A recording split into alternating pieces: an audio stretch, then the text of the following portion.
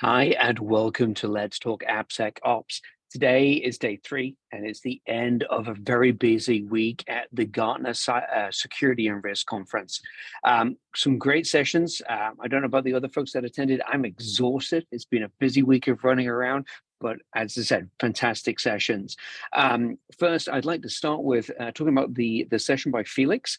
And Felix talked about open source tools for cybersecurity. And there was a couple of elements where he talked about those within the application security space as well, which obviously touch is our main area of focus, highlighting tools from OWASP around OWASP dependency check for source composition analysis.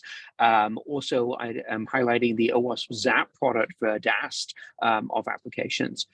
He also touched upon Git leaks, which for those of you that are not familiar, Git leaks is a great secret scanning tool that's, it's free, it's open source, so you just plug it into your pipeline and you'll get some secrets analysis data.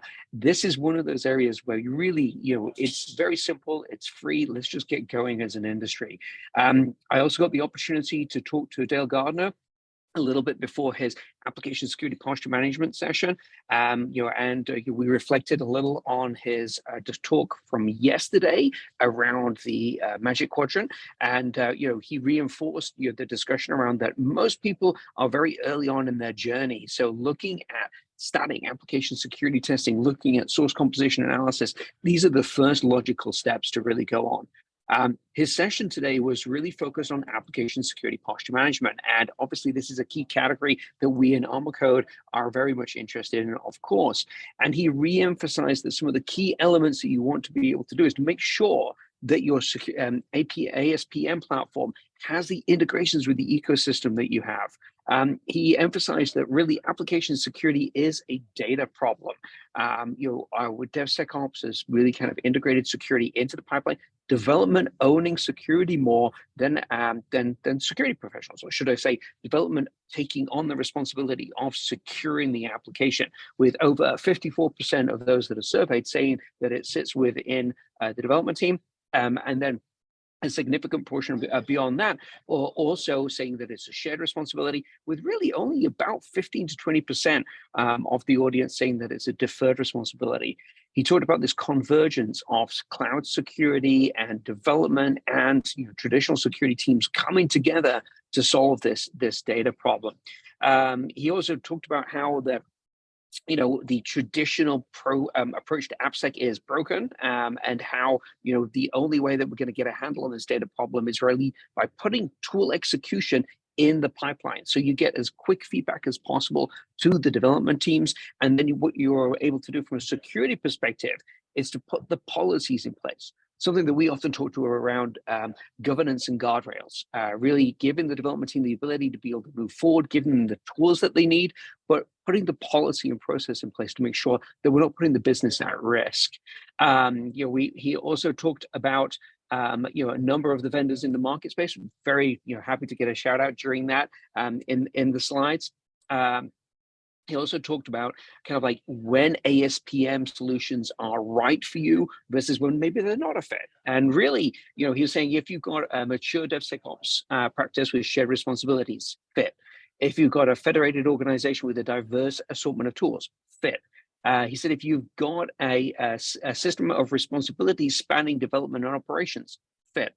If you've got an existing homegrown ASPM solution, so if you've done a build versus a buy, then this is an area of time when he suggested you should look at the market. This could be an opportunity for you to actually start looking at the market as vendors have entered into it, as there's a lot of enhancements that are being done, and giving you the opportunity to reevaluate that build versus buy economics.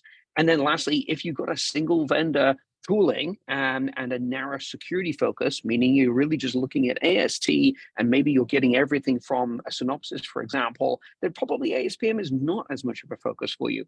But if you're trying to blend application security and cloud security and you've got a diverse tool set, this is where ASPM can really help.